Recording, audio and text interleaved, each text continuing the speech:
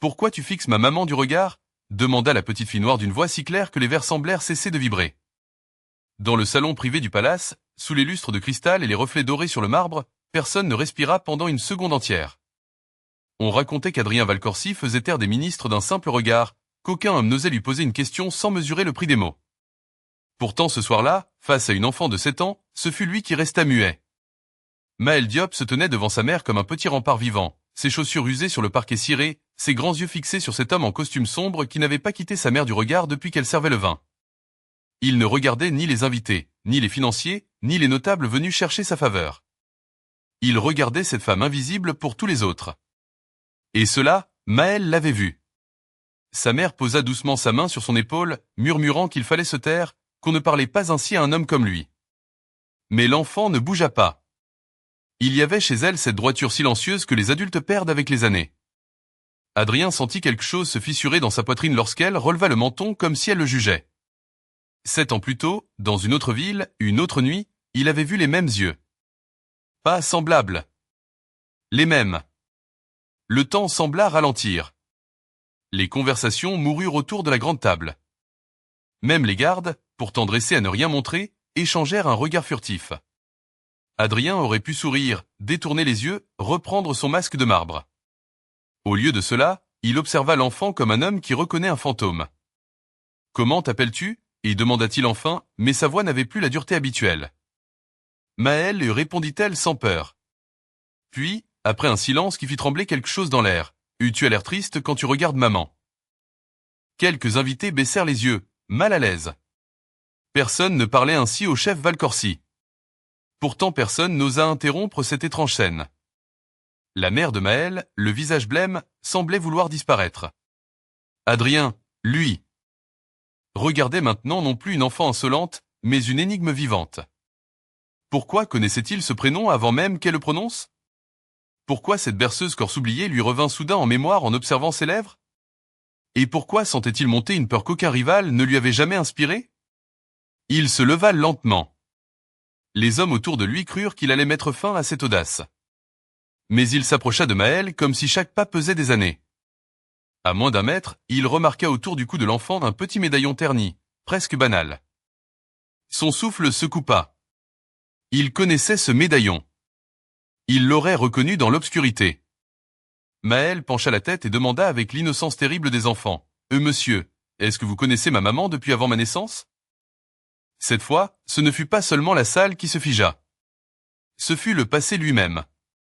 Et si l'homme que tout Paris craignait était celui qui s'était trompé le plus lourdement? La question semblait flotter dans le silence après les mots de Maël. Adrien Valcorcy resta immobile devant l'enfant, mais derrière ses yeux sombres, quelque chose se dérangeait. Il avait bâti sa vie sur une règle simple, ne jamais douter de son instinct. Pourtant, en regardant la mère de Maël trembler légèrement sous les regards de l'assemblée, il sentit ce vieil instinct lui souffler 2 vérités opposées. Soit cette femme était revenue pour réveiller un secret enfoui, soit elle jouait un jeu qu'il ne comprenait pas encore. Son visage redevint fermé, presque impénétrable. Le marbre reprit sa place. Il recula d'1 pas, et ce geste seul fit respirer la salle. Ramenez l'enfant à sa mère et dit-il calmement. Ce n'était pas un ordre brutal, mais il avait le poids d'une sentence. 2 hommes de sécurité avancèrent, mais Maël serra plus fort la main de sa mère sans baisser les yeux. Adrien observa cela avec une irritation étrange. Pourquoi cette petite refusait-elle de le craindre? Pourquoi ce refus le blessait-il presque? Il retourna à sa place en bout de table, tandis que les invités, feignant de reprendre leur conversation, n'écoutaient en réalité que lui. Puis, avec une froideur étudiée, il regarda la mère et lança assez fort pour que tous entendent. Certains savent utiliser l'innocence pour approcher le pouvoir. Les mots frappèrent comme une humiliation polie. La mère de Maël pâlit. Elle comprit l'accusation. Adrien croyait qu'elle avait amené l'enfant pour obtenir quelque chose. De l'argent. Une reconnaissance. Un levier sur son passé. Ce jugement tomba avec la dureté d'une erreur ancienne qui se répète. Maël, elle, fronça les sourcils comme si elle comprenait une injustice sans en saisir les mécanismes. Maman ne ment pas et dit-elle simplement. Quelques têtes se tournèrent. Adrien sentit cette phrase plus que toutes les flatteries qu'il entendait depuis 20 ans. Mais il ne montra rien. Plus tard, Retiré dans son salon privé, face aux hautes fenêtres donnant sur Paris nocturne, il ordonna une vérification discrète sur cette femme. Son conseiller le plus ancien, Lucien, hésita avant d'obéir, comme s'il savait couvrir certaines archives revenaient à réveiller des cendres. Une heure passa. Puis un dossier arriva. Adrien l'ouvrit distraitement, sûr d'y trouver une tentative de manipulation ordinaire. Mais son regard se figea sur une ligne.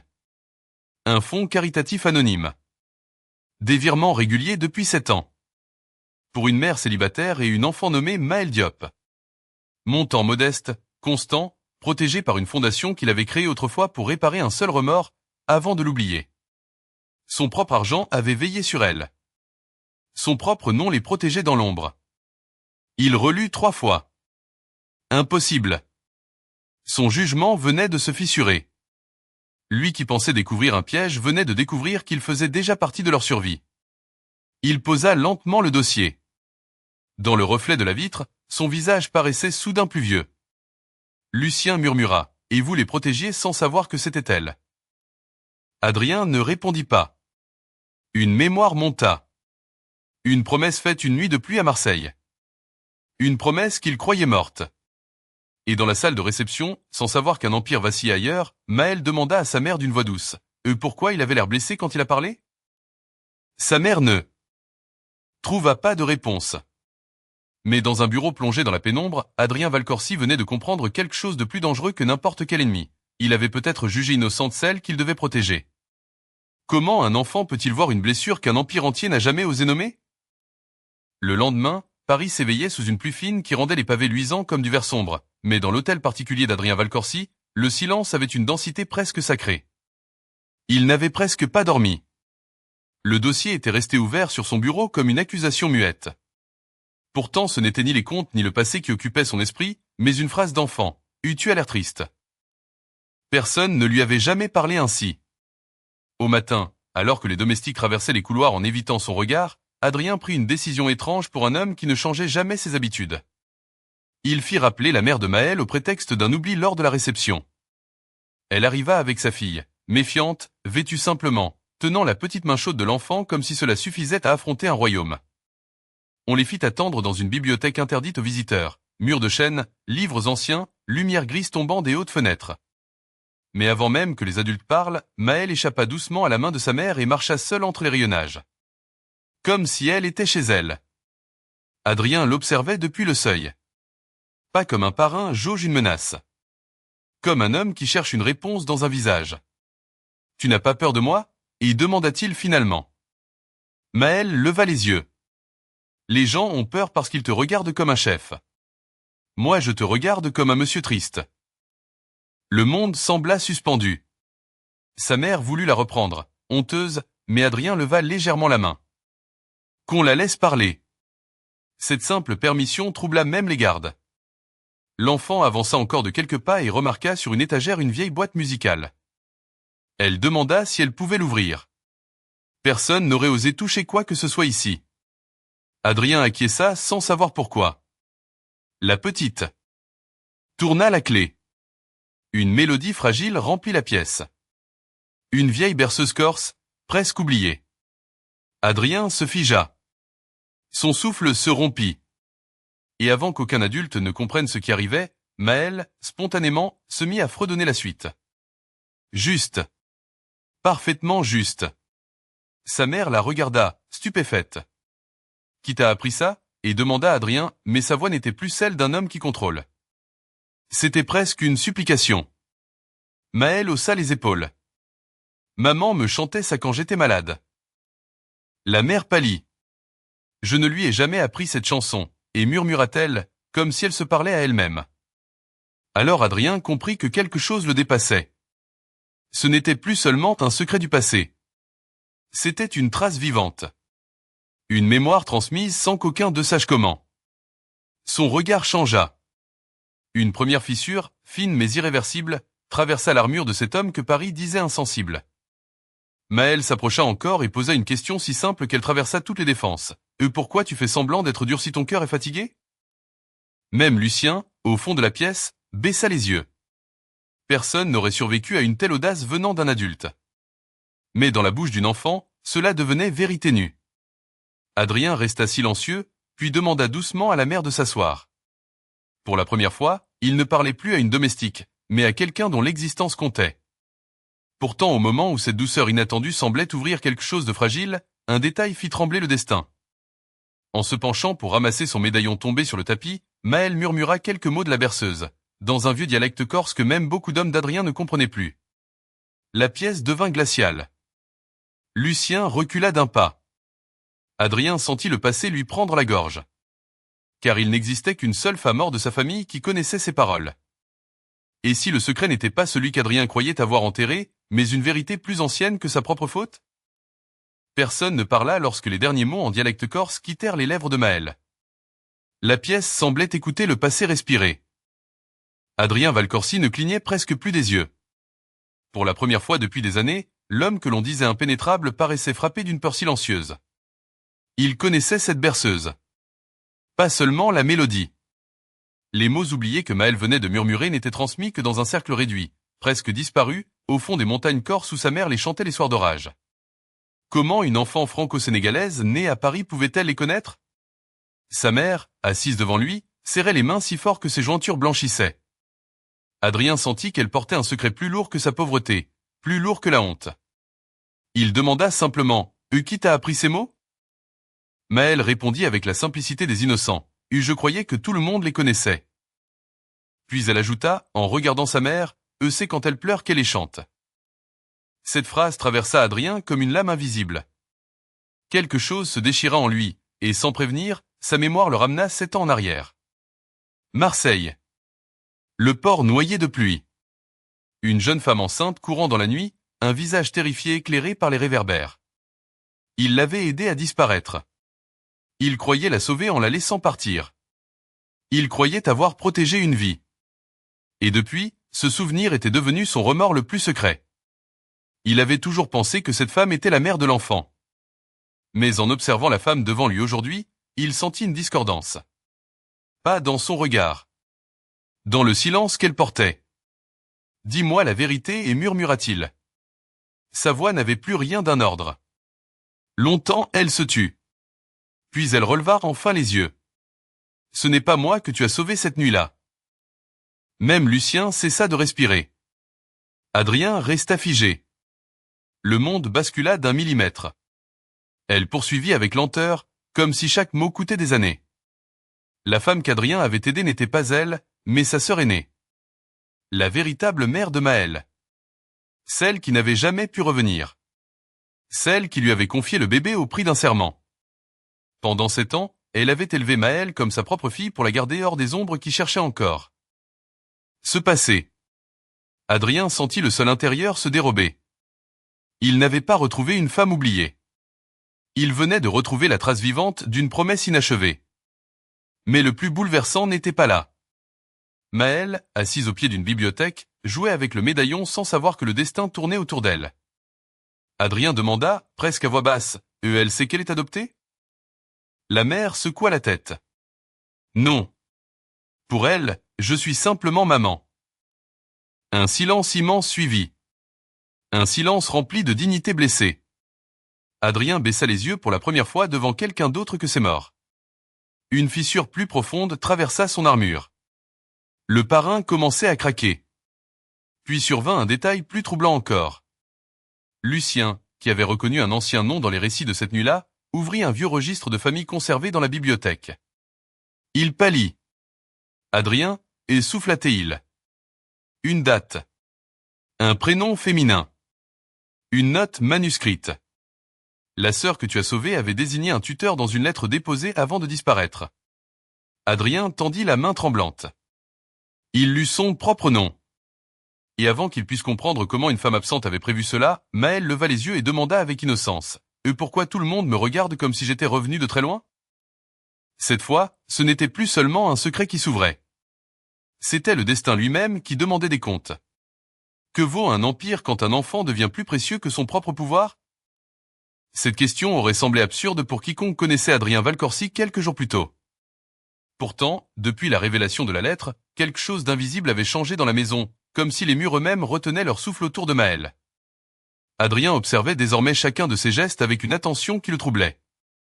Lorsqu'elle riait devant une fenêtre embuée par la pluie parisienne, il restait immobile, presque désarmé devant ce qu'aucune richesse n'aurait pu acheter. Mais au même moment, dans les zones obscures que même les salons dorés ne voient pas, un autre regard venait de se poser sur l'enfant. Une rumeur circulait. Le parrain corse protégeait quelqu'un. Et dans ce monde, protéger révélait une faiblesse. Lucien entra un matin avec une gravité inhabituelle. Certains posent des questions sur la petite. Adrien ne répondit pas tout de suite. Son silence fit plus peur que la colère. Il regarda Maëlle, assis sur un tapis ancien à dessiner une maison avec 3 silhouettes devant la porte. « Qui sont-ils » demanda-t-il. Elle répondit sans lever les yeux. « Une famille, je crois. » Le mot resta suspendu comme un verdict. Ce même jour, Adrien devait conclure une alliance financière au port de Marseille, affaire préparée depuis des mois. Plusieurs millions d'euros en jeu, influence consolidée sur tout un réseau discret. Une réunion qu'il n'annulait jamais. Pourtant, lorsque Lucien l'informa que Maëlle et sa mère avaient été discrètement suivis en sortant de l'école, il prit une décision que personne n'aurait imaginée. Il se leva au milieu des préparatifs, referma le dossier commercial et dit simplement « On annule ». Les hommes autour de lui crurent mal entendre. Renoncer à une opération de cette ampleur pour une enfant ? Inconcevable. Le choc se répandit comme une onde silencieuse dans tout son entourage. Pour la première fois, Adrien plaçait une vie fragile au-dessus de son empire. Le pouvoir venait de céder devant l'innocence. Mais plus bouleversant encore fut ce qui suivit. Il accompagna lui-même Maëlle jusqu'à une petite école du 11e arrondissement, gardant quelques mètres de distance pour ne pas l'effrayer, comme un gardien qui apprend la douceur. Sur le trottoir mouillé, elle se retourna soudain et lui demanda « Tu me protèges parce que tu as peur qu'on me prenne, ou parce que tu tiens à moi ?» Adrien resta sans voix. Il avait affronté des magistrats, des banquiers, des hommes de pouvoir, et pourtant une enfant venait de poser la seule question qu'il ne savait pas contourner. Il répondit enfin, peut-être les deux. Maëlle sourit comme si elle connaissait déjà cette vérité. Mais le destin préparait une autre fissure.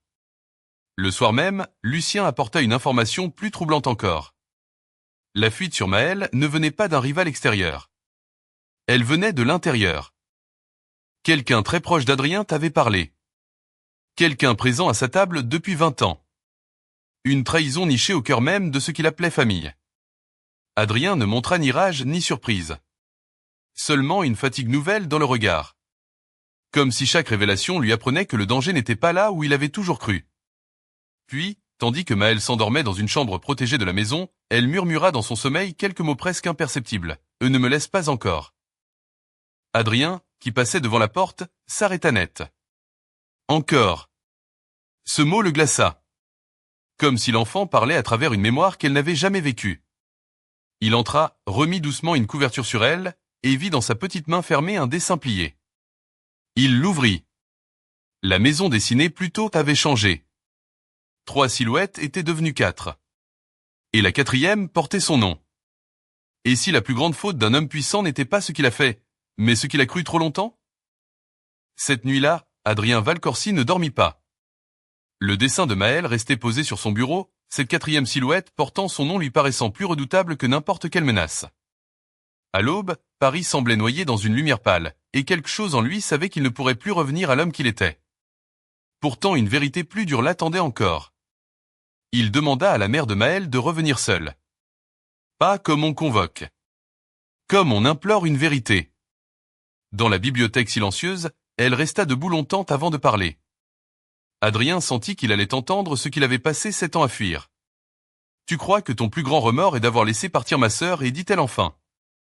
Mais ton erreur a commencé avant. » Ces mots tombèrent sans colère, et c'était pire. Elle révéla alors ce qu'Adrien n'avait jamais su regarder en face. À l'époque, il avait cru que la sœur l'avait trahi, qu'elle avait livré une confiance sacrée pour sauver sa peau. Ce soupçon, jamais prononcé mais vécu comme vérité, avait guidé chacune de ses décisions. Il l'avait protégée, oui, mais à distance, avec cette froideur qui juge avant d'écouter. Et cette blessure avait tout détruit. Adrien resta immobile. Ce n'était pas un ennemi qui l'accusait. C'était la vérité. Son plus grand crime n'était peut-être qu'une erreur de jugement. Un malentendu devenu destin. Elle ne t'a jamais trahi et murmura la mère de Maëlle. Elle te protégeait. Ces mots le frappèrent plus fort que n'importe quelle chute. Lui qui se croyait lucide venait de comprendre qu'il avait condamné une innocence dans son cœur. Boss mi-jugement. Le noyau de sa faute. Sa voix se brisa presque lorsqu'il demanda « Pourquoi ne me l'avoir jamais dit ?» Elle répondit avec une tristesse douce « Parce que certains hommes doivent rencontrer leur vérité au moment où ils sont capables de s'effondrer sans se détruire. » Adrien baissa les yeux. Ce simple geste, personne ici ne l'avait vu faire. Une fissure devint faille. Puis survint une seconde révélation, plus déroutante encore. Lucien entra avec des documents retrouvés dans les archives notariales. Une lettre laissée par la mère biologique de Maëlle avant sa disparition. Adrien l'ouvrit avec des mains moins sûres qu'il ne l'aurait cru. Les mots étaient simples. Si un jour ma fille survit à ce que nous craignons, je veux qu'Adrien Valcorsi soit son gardien. Il relut. Encore. Gardien. Pas père. Pas sauveur. Gardien choisi. Il sentit quelque chose céder en lui. Il n'était lié à Maëlle ni par le sang ni par le hasard, mais par une confiance déposée avant même qu'il mérite cette charge. Cela le bouleversa plus qu'une révélation de paternité. Être choisi valait plus qu'être lié. Au même moment, Maëlle entra sans qu'on l'entende. Elle tenait son médaillon et demanda innocemment « Et pourquoi vous avez tous l'air tristes quand on part de moi ?» Adrien s'agenouilla presque à sa hauteur. Premier geste d'humilité véritable. Parce qu'on apprend à réparer, et dit-il. Elle réfléchit, puis posa sa petite main sur la sienne. Alors il faut arrêter de te punir. Lucien détourna le regard, ému. Mais tandis que cette douceur semblait tout apaiser, un dernier coup du destin tomba. En examinant les documents, Adrien découvrit une note jointe qu'aucun d'eux n'avait vue. Une mention écrite de la main de la mère disparue. Ne lui dites jamais qui je suis avant qu'elle découvre seule à qui son cœur fait confiance. Adrien releva lentement les yeux vers Maëlle. Et pour la première fois, il comprit que l'enfant n'était peut-être pas seulement celle qu'il devait sauver. Elle était peut-être celle envoyée pour le juger. Que se passe-t-il quand un homme devant qui tout s'incline choisit de se juger lui-même? La réponse commença un soir où Adrien Valcorsi convoqua ses hommes autour de la même table où Maëlle avait posé sa première question. Même lustre. Même cristal. Même silence chargé. Mais cette fois, quelque chose avait changé dans l'air. Ce n'était plus un dîner de pouvoir. C'était un tribunal sans juge visible. Les capis prirent place avec cette prudence instinctive qu'ont ceux qui sentent un basculement sans le comprendre. Lucien resta debout dans l'ombre. La mère de Maëlle n'aurait jamais dû se trouver dans une pièce pareille, et pourtant Adrien lui avait demandé d'être là. Pas comme témoin. Comme présence morale. Au bout de la table, Adrien demeurait immobile, les mains jointes, plus froid que le marbre. Puis il parla d'une voix calme qui glaça davantage que la colère. La loyauté n'est pas le silence. C'est la vérité quand elle coûte. Personne ne bougea. Il révéla alors qu'une fuite sur Maëlle venait de son cercle intime. Un homme présent depuis 20 ans. Son bras droit. Celui que tous croyaient inébranlable. Les regards changèrent. La pièce se contracta. Pourtant Adrien ne chercha ni humiliation ni vengeance. Il fit venir l'homme. Le traître entra persuadé qu'il s'agissait d'affaires ordinaires. Puis il vit Maëlle assise plus loin, dessinant calmement sur une nappe en papier. Et il comprit. Le silence devint presque religieux. Tu as vendu une enfant pour tester ma faiblesse, et dit Adrien sans hausser la voix. Non. Tu as vendu ton âme pour mesurer mon cœur. Personne n'osa respirer. Mais ce qui stupéfia tout ce présent ne fut pas cette accusation. Ce fut ce qu'Adrien fit ensuite. Il se leva, marcha non vers le traître, mais vers la mère de Maëlle. Puis devant ses propres hommes, devant ceux qu'il avait vu négocier avec des puissants sans jamais céder un pouce, il inclina la tête. Presque un geste de repentir. Je t'ai jugé avant de te comprendre. La pièce entière se figea. Un parrain demandait pardon à une femme que le monde traitait comme invisible. C'était plus bouleversant que n'importe quelle démonstration de force. Qui est justice? Le pouvoir s'agenouillait devant la dignité. Certains hommes baissèrent les yeux, incapables de soutenir cette scène. Le traître, lui, sembla rapetisser sans qu'aucune menace ne soit prononcée. Car la vraie sentence était morale. Être vu tel qu'on est. Maëlle leva alors la tête de son dessin et demanda comme si elle ignorait le poids historique de l'instant. Pourquoi tout le monde a l'air triste quand quelqu'un dit pardon? Personne ne sut répondre. Sauf Adrien, qui murmura, parce que certains mots arrivent après trop de silence. Puis survint l'imprévisible. Maëlle se leva, traversa la salle et vint se placer près d'Adrien comme si c'était la chose la plus naturelle au monde. Elle le regarda longuement avant de dire « moi je savais depuis le début que tu me regardais comme quelqu'un de ta famille. » Le temps sembla se rompre. Même Lucien ferma les yeux une seconde. Comment pouvait-elle avoir compris avant eux? Dramatique ironie atteignait son sommet. L'enfant savait ce que les adultes mettaient des années à reconnaître. Adrien sentit ses défenses tomber une à une. Il allait répondre lorsqu'un détail fit vaciller le destin encore une fois. Maëlle posa sur la table son nouveau dessin. On y voyait la même maison. Les 4 silhouettes. Mais cette fois, au-dessus, un 5e visage avait été ajouté, entouré d'un cercle de lumière. « C'est qui ?» demanda Lucien. Maëlle répondit doucement. « Celle qui veille quand personne ne dit la vérité. » Adrien blêmit. Car ce visage ressemblait à la femme disparue qu'il croyait morte. Et à cet instant précis, il comprit que le procès n'était pas terminé. Il ne faisait que commencer. Et si l'enfant que tous voulaient protéger portait depuis toujours la vérité que personne n'osait regarder? Après le dessin de Maëlle, plus personne autour de la table ne parut tout à fait le même. Un silence plus dense qu'une confession s'était installé. Adrien Valcorsine. Quittez pas ce visage tracé par une main d'enfant, ce 5e visage entouré d'une lumière maladroite, presque sacrée. Il y avait dans ce trait naïf quelque chose d'impossible. Une mémoire qui ne pouvait appartenir à une enfant de 7 ans. Cette nuit-là, il ne convoqua personne. Il demanda seulement à Maëlle et à sa mère de rester. Les autres partirent un à un, laissant derrière le bruit étouffé d'un monde ancien qui se retirait. Dans la bibliothèque, sous une lampe basse, Maëlle jouait avec son médaillon. Adrien le regardait comme un homme regarde enfin ce qu'il a refusé de comprendre. « Tu peux me montrer ton collier ?» demanda-t-il doucement. L'enfant hocha la tête et le posa dans sa paume. Il l'ouvrit lentement.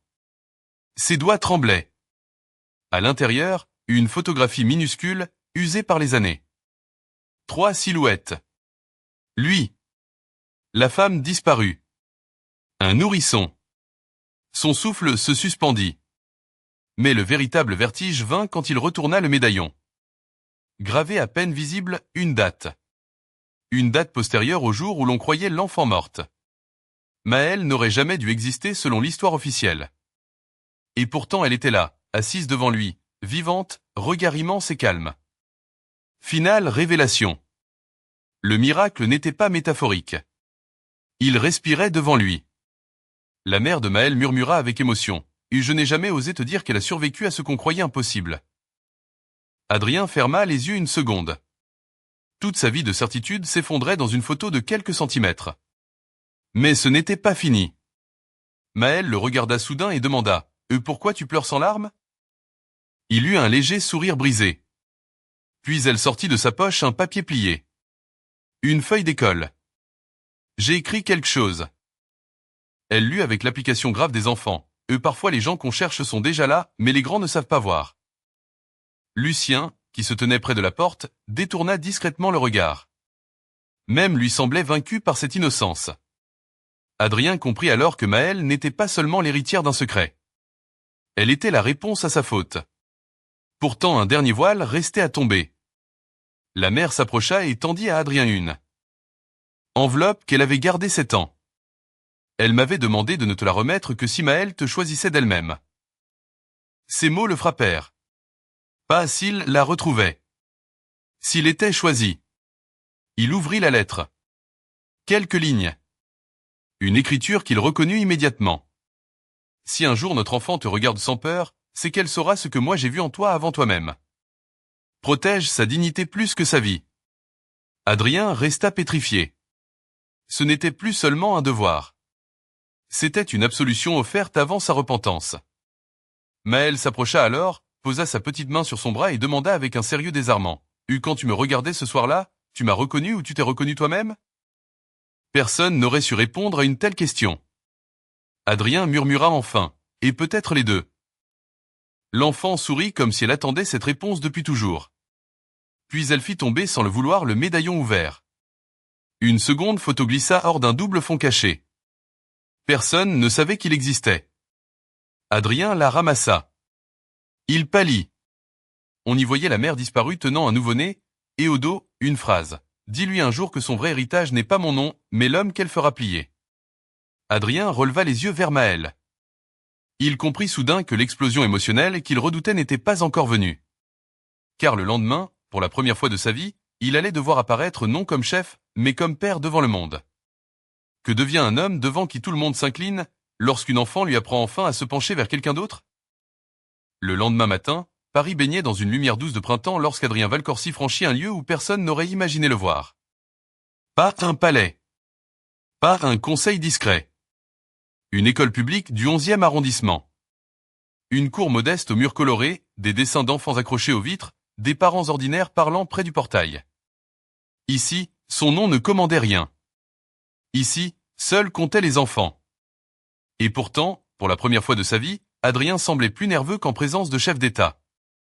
Il était assis au dernier rang d'une petite salle. Polyvalente, costume sombre au milieu de veste simple, regard presque perdu. À 2 sièges de lui, la mère de Maëlle tenait ses mains serrées sur ses genoux, incapable encore de croire à ce moment. Lucien, discret, observait sans parler. Puis les enfants entrèrent pour leur spectacle. Une musique légère. Des voix fragiles. Et Maëlle apparut. Petite silhouette en robe bleue, droite comme une promesse. Adrien cessa de respirer un instant. Ce n'était pas le pouvoir qu'il regardait. C'était ce qu'il avait failli perdre avant même de le connaître. Quand Maëlle prit sa place au centre, elle chercha la salle du regard, le trouva, et sourit. Ce sourire fit céder en lui quelque chose que cette année de remords n'avait pu atteindre. Les enfants commencèrent à chanter. Puis vint le moment des textes. Maëlle avança d'un pas, et sa petite voix claire remplit la salle. On dit qu'il existe des gens si puissants que personne n'ose leur poser de questions. Mais parfois il suffit d'une enfant pour leur apprendre la vérité. Quelques parents sourirent, touchés sans comprendre toute la profondeur des mots. Adrien, lui, sentit ses yeux se brouiller. Puis Maëlle ajouta, en regardant droit vers lui, « Le courage, ce n'est pas d'être le plus fort. C'est de protéger quelqu'un sans lui faire peur. » Sa mère porta une main à sa bouche. Lucien détourna le visage. Émotionna l'explosion. Pas dans le tumulte. Dans cette douceur insoutenable. Quand le spectacle se termina, les enfants coururent vers leur famille. Maëlle descendit de scène et, au lieu d'aller d'abord vers sa mère, vint directement vers Adrien. Toute la salle semblait observer ce grand homme réputé inaccessible face à une enfant qui lui tendait simplement la main. Alors, demanda-t-elle avec malice. « Tu me regardes encore comme un secret ?» Adrien se pencha, à hauteur d'enfant, et pour la première fois devant témoin, laissa ses défenses tomber entièrement. « Non, et murmura-t-il. Comme ma famille. » Maëlle prit sa main. Geste minuscule. Séisme moral. Le chef que tant d'hommes suivaient sans discuter se laissa guider par une fillette vers la sortie de l'école. Ce n'était plus lui qui menait. C'était elle. Sur le trottoir, le vent souleva légèrement les feuilles des platanes. Maëlle leva les yeux une dernière fois. « Et pourquoi tu fixais maman ce premier soir ?» Adrien eut ce silence que portent les vérités trop grandes. Puis il répondit, « Parce que je croyais regarder un passé perdu, sans savoir que je regardais mon jugement venir vers moi. » L'enfant sembla réfléchir, puis déclara avec ces gravités innocentes qui changent parfois des vies, « Alors maintenant tu sais. » Elle posa sa tête contre son bras. Et Adrien, homme que l'on disait fait de pierre, laissa enfin une larme franchir ce que le monde croyait impossible. Autour d'eux, personne ne parla. Comme si même Paris comprenait qu'un roi venait d'apprendre l'humilité. Plus tard, en quittant l'école, Maëlle glissa sa petite main dans la sienne et murmura, « Je t'avais reconnu avant toi. » Adrien s'arrêta. La phrase le traversa comme une bénédiction. Et ce jour-là, dans une cour d'école ordinaire, le monde se souvint que la dignité n'appartient ni aux empires ni aux puissants, mais parfois à une petite fille qui ose demander « Pourquoi regardes-tu ma maman ainsi ?»